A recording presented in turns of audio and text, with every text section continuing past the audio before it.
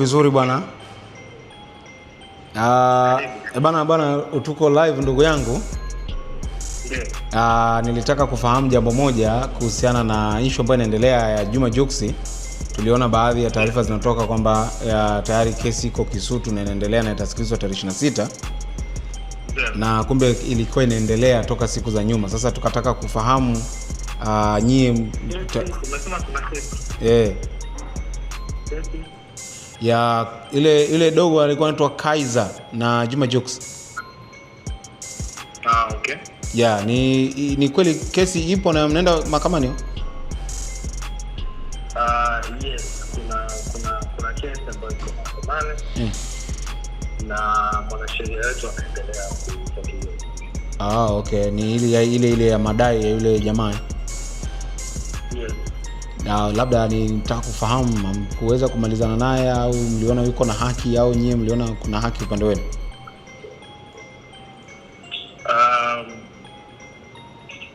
Kuhusu swala la haki, kwa sababu issue iko mahakamani sasa hivi. Ndio. Siwezi kuzungumzia sana kwa sababu mahakama ndio hiyo ndo kazi yake. Yes. Yenyewe ndio itaamua nani mwenye haki na nani ambaye hana haki. Lakini kuhusu kuweza, unajua issue sisi tumeiona online. Yeah, okay. Kwa bahati mbaya mimi binafsi kwa kijana kama Kaiza nilitamani labda angetumia njia tofauti. Approach yake imekuwa tofauti sana. Okay.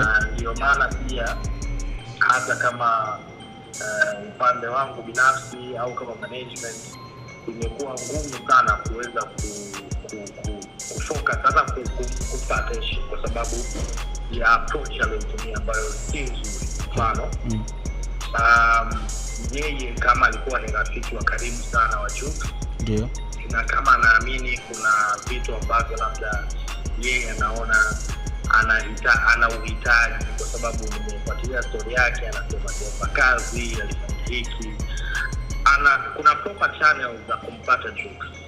Jux ana management ambao wote tunajulikana vizuri. Kwa hiyo angeweza kutafuta mmoja wetu, angeweza kutafuta mimi, angeweza kumtafuta Ray, angeweza kumtafuta hata dada yake Jux partner, angeweza kufanya approach tofauti ili kuweza kupata support ya issue yake. Kwa sababu naona kikubwa alichokuwa anazia ilikuwa kwamba anataka support.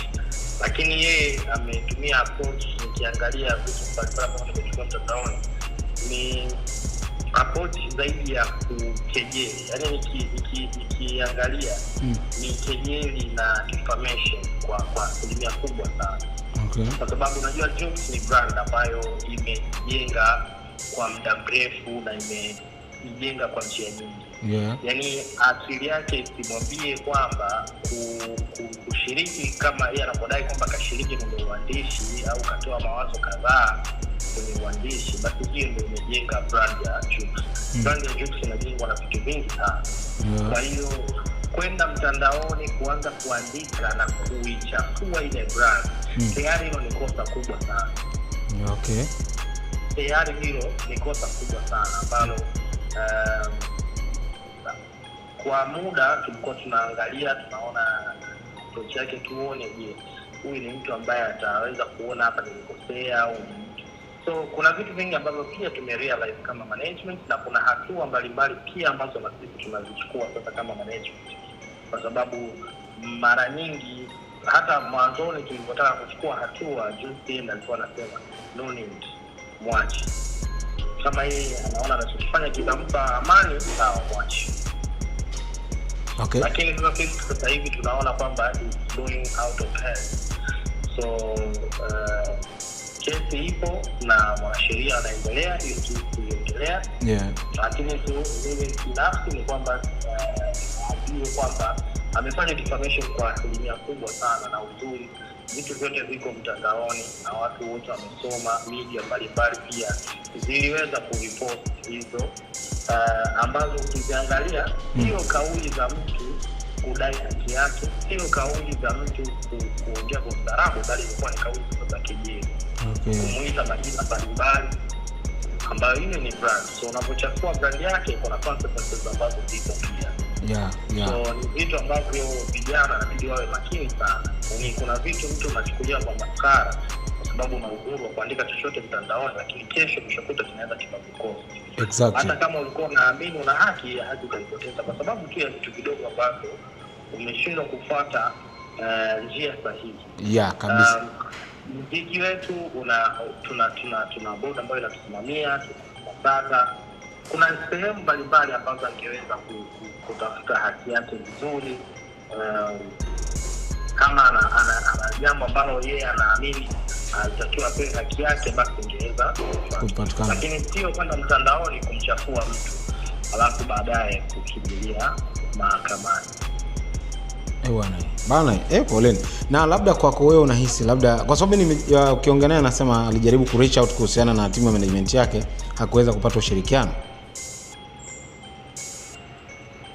Sasa mfano wewe si unataka kujua kuhusu hiyo lakini unatafuta. Ndio. That means you know timu ya Jux na nani. So hata yeye alitakiwa afanye approach. Sababu mimi nimeangalia comment zake nimefuatilia. Anasema ana almost 2 years alikuwa hajamtafuta Jux. So kama hujamtafuta mtu for 2 years, how do you claim? What made you claim? Is it kwamba unaona sasa hivi labda anafanikiwa basi unaona hii ndio njia yako pia ya kupata mafanikio au what's the issue? Okay. So mimi binafsi nilikuwa natamani yani angeeleza kuelezea yeye what was the issue, kwa sababu ukiangalia content nimejaribu kupitia content anazopost anapost kama mtu ambaye alikuwa rafiki wa karibu. So sijui call out ilikuwa nini, lakini naamini ipo siku takana. Sawa, mimi na hizi pia kwa sababu issue iko mahakamani hatuwezi kuuliza maswali mengine sana nyeti, lakini mimi nataka kufahamu kwako Dr. Ulimwengu ukiwa kama manager wa Juma Jux na uko top kabisa kama kwenye management.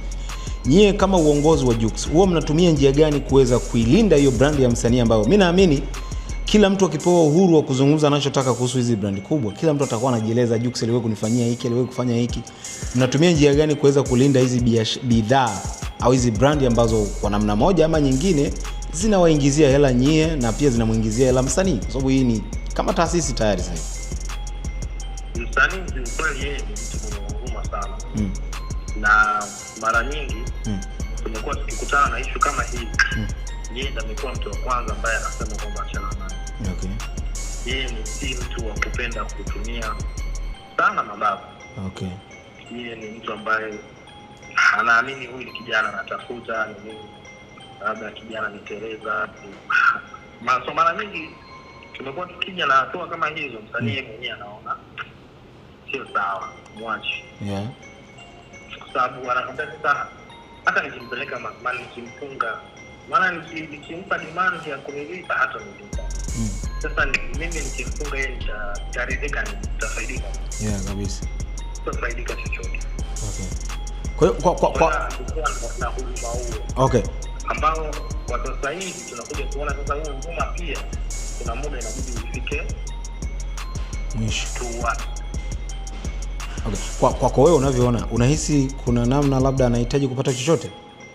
Kwa namna anavyotaja ngoma alizotengeneza udogo. Sasa unajua unaposema umetengeneza ngoma, yani something very weird. Umetengeneza ngoma how kivipi? So hizo ni issue ambazo zitajadiliwa sana mahakamani. Hizo siwezi kuziongelea. Okay. Hizo zitajadiliwa vizuri zaidi mahakamani. Yeye inabidi aje ushahidi wake kama yeye anadai kutengeneza, tuone sawa, aje na ushahidi. Unajua sijui kama wewe umeshashiriki katika process nyingi za studio. Wasanii wanapotengeneza nyimbo zao kidogo nyingi huwa watu ambao labda tunakuwa tuko studio pale. Unaweza ukasikiliza ukamwambia msanii hapo ungeweka neno fulani hapo ingependeza. It doesn't mean kwamba wewe automatically una right za ule wimbo. So sijui wao situation yao ilikuwaje, sasa kuiongelea kwa sababu hizo ni issue za mahakamani. lakini creative process mara nyingi watu wengi wanashirikiana na watu mbalimbali. Yeah, kabisa hilo. Ni process gani alishiriki kwa asilimia ipi ambayo anaamini inampa haki, ambayo anaamini yeye maisha yake ya sasa hivi labda hayapo vizuri au yapo kwa namna moja au nyingine kwa sababu ya ushiriki wake kwenye zile ngoma. I don't understand. Okay. So hata tunasubiria kama tutaelewa vizuri. Okay, kwa kumaliza labda msanii yeye anasemaje kama mwanzo alikuwa na huruma na sasa hivi amefika mahakamani? Sasa hivi yeye anachosema nini? Kwa hiyo nataka tu kuzungumza na msanii kwenye hili issue.